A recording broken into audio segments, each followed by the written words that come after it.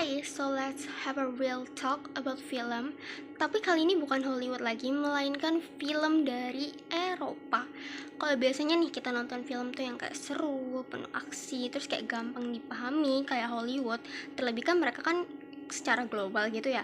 Nah, film Eropa nih justru kebalikannya. Jadi kayak film Eropa tuh lebih kayak seni, lebih pelan, tapi dalam banget maknanya. Jadi di video ini aku bakal bahas mulai dari ciri khas, cara, sampai kenapa film Eropa itu dibuat berat gitu buat penonton. Oke, jadi yang pertama kita bahas karakternya dulu.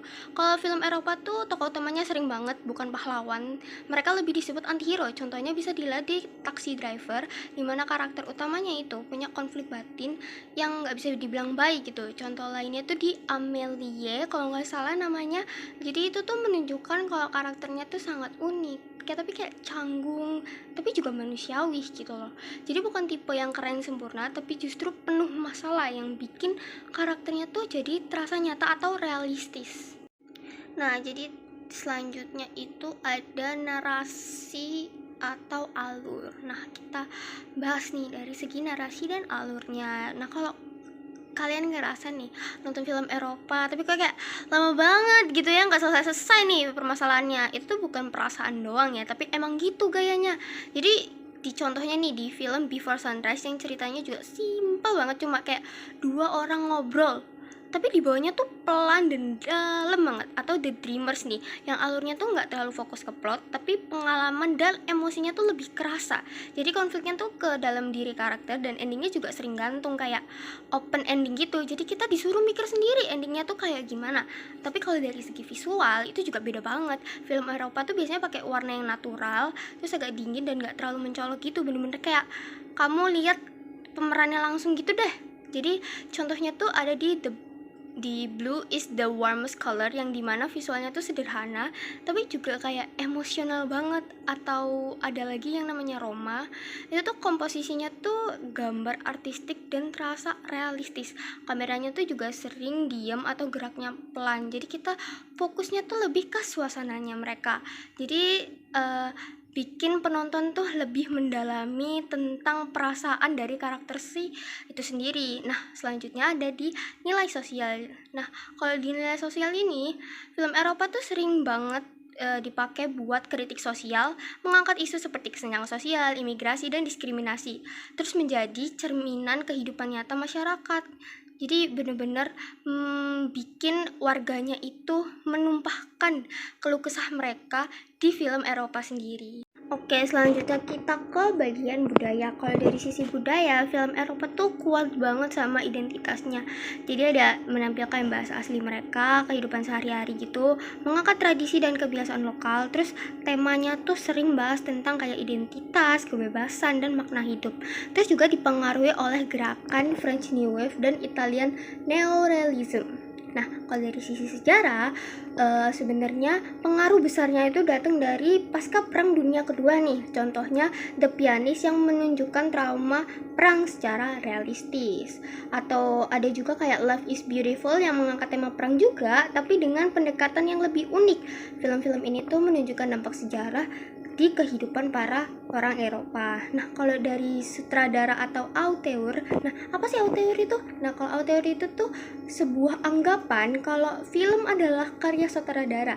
Jadi sutradara tuh perannya penting banget. Contohnya nih, Wes Anderson yang memiliki gaya visual khas banget. Visualnya tuh simetris dan warnanya juga unik. Atau Lars von Trier yang dikenal dengan film-filmnya yang memiliki nuansa gelap dan emosional.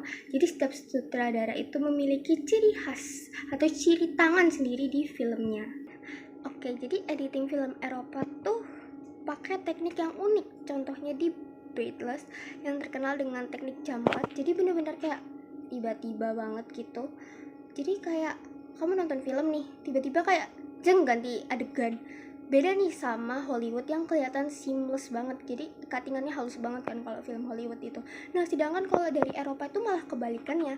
Atau ada juga yang pakai long take yang bikin terasa realistis banget, bener-bener kayak lagi ngelihat pemeran dan ceritanya secara langsung. Nah, semua ini dibikin biar penonton tuh lebih fokus ke pengalaman dan bukan cuma sekedar ngelihat cerita aja gitu loh.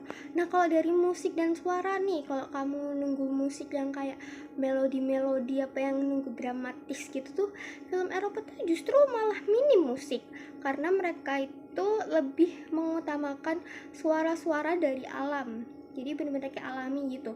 Misalnya kayak kicauan burung atau kota yang lagi ramai dengan penduduk. Nah, hasilnya tuh bikin jadi lebih terasa nyata dan intens serta realistis pastinya. Oke, selanjutnya dari segi mise-en-scene ya, yang pasti lightingnya tuh natural. Itu biasanya tuh pakai matahari asli. Kalaupun misalnya di malam hari, mereka pastinya butuh ya, tapi cuma pakai key lighting aja buat mempertegas aja. Jadi purely natural sih biasanya. Terus settingnya juga pakai tempat-tempat yang ada di dunia nyata seperti rumah yang udah ada di sana dan jalanan-jalanan kota. Terus kostumnya juga sederhana sesuai dengan kehidupan sehari-hari mereka. Nah, kalau komposisi gambarnya tuh sering punya makna yang simbolik gitu. Oke, kita lanjut ke tujuan estetika ya. Tujuan estetikanya sendiri nih, kalau di film Eropa itu lebih menampilkan realisme atau kehidupan nyatanya orang-orang sana nih. Terus menyampaikan kritik sosial yang kayak tadi aku bilang, terus mengajak penonton tuh berpikir lewat makna-makna filosofis, karena ya itu tadi kayak mereka tuh lebih mementingkan perasaan dan suasana. Terus juga menjadi ekspresi pribadi sutradara atau authorisim tadi yang aku bilang. Intinya film Eropa tuh bukan cuma sekedar hiburan, tapi buat makna dan refleksi kehidupan juga. Nah, kalau dari segi penonton nih, kan respon penonton pasti beda-beda dong, sama kayak Hollywood kemarin.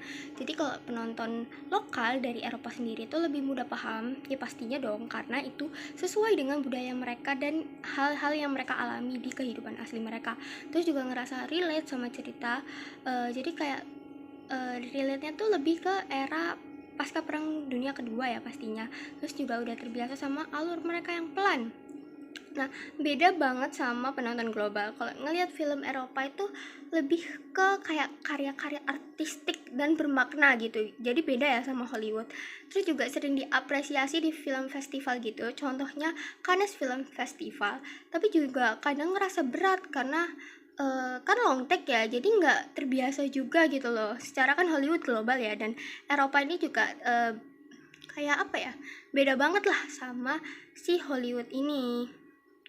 Jadi ya itu sih yang bikin penonton global sebenarnya suka dari estetikanya dan artistik banget gitu. Tapi yang bikin mereka mikir-mikir tuh dari segi yang nggak bisa dipahami seperti pasca perang dunia. Itu kan bikin mikir ya kayak ini sebenarnya kenapa. Terus juga bahasa pastinya ya. Jadi kesimpulannya sih film Eropa itu bukan sekedar tontonan biasa, tapi lebih ke pengalaman, lebih realistis, pelan, tapi juga lebih dalam. Dan kalau kamu sabar nontonnya, pasti bisa dapat maknanya sih, yang nggak mungkin ditemuin di film lain.